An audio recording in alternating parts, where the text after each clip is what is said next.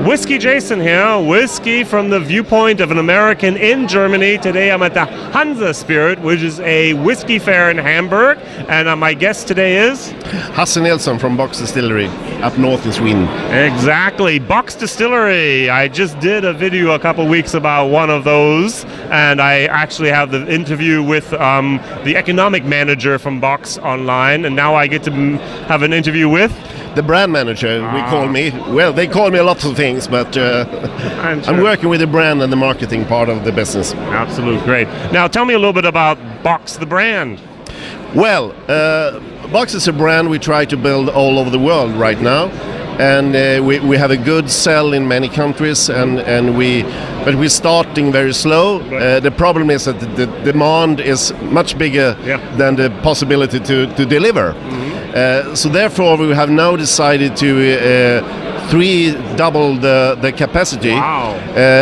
2 more stills will be installed this summer, 7 more washbacks, and later on we will build a new warehouse as well. That's what happens next. You need to store it someplace. Yeah, that's the problem.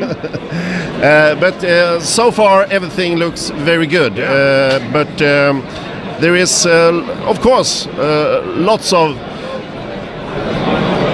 difficulties when you're building a new brand international. We're selling lots and lots of whiskey in Sweden, but next step is to sell lots and lots of whiskey in other countries. Exactly. And that's the challenge. Now tell me a little bit about your core range. Well, the core range we have today is more or less one model. We call it Box Dalby. Right. It's an old Sami word for winter, and we comes up north. Today is almost 1.5 meters snow up at the distillery. The temperature goes down to below -30 sometimes. So that's the reason. That's the only bottle we have so far in the core range that's going on and on. In late summer, we will introduce a second one, a sherried one, a slightly peated sherry one, but this is still in the planning. The other bottles we have for selling is small series, small batches, and different kinds of special for special markets and so on. All right. Now imagine I'm totally new with Swedish whiskey. What would you recommend as a beginner whiskey? Well, we are 15 distilleries in Sweden. I meant from your bottling. From my point of view, I will of course. Well, the bottle I think is the best one we have produced so far. Is a festival whiskey. Oh, okay. Somewhere around. Yeah. Every year at the distillery we have a big whiskey festival where thousand people coming to visit us, and then we release a special bottling for this occasion, like the Isla Festival whiskey. Exactly. And this is 5-year-old. It's matured in new American oak, hard charred American oak, and 90 liters cask. And this is something amazing.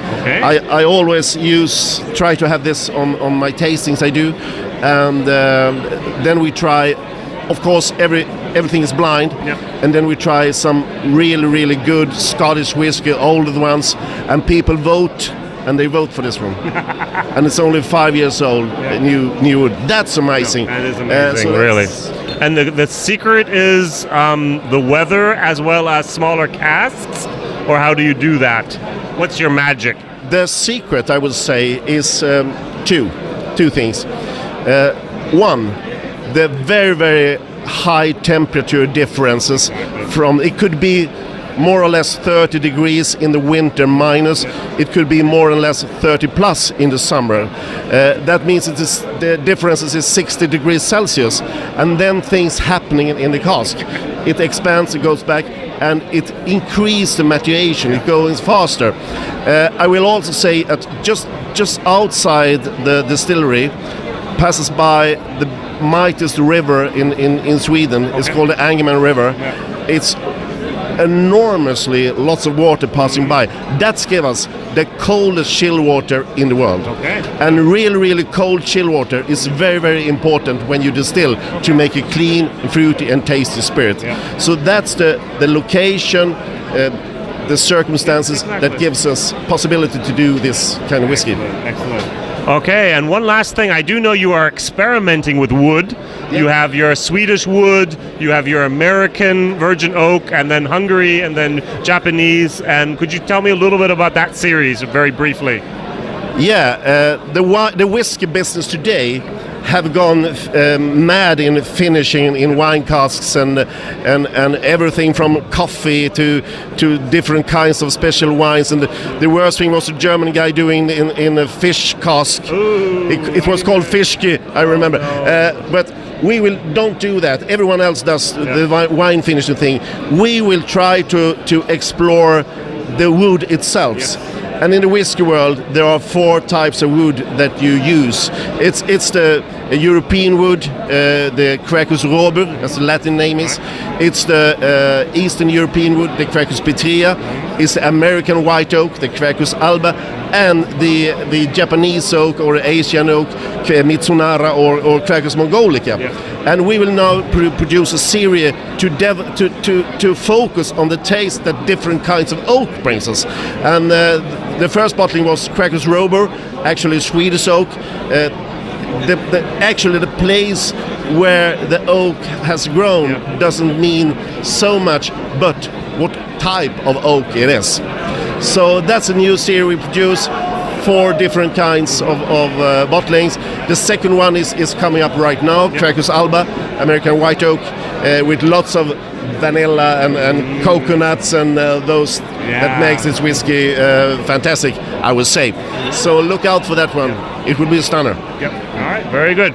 WhiskyJason here, whiskey from the viewpoint of American in Germany, and I thank you very much for that interview. Yeah. All the best. Good to be here. And drink more box whiskey from Sweden. Indeed.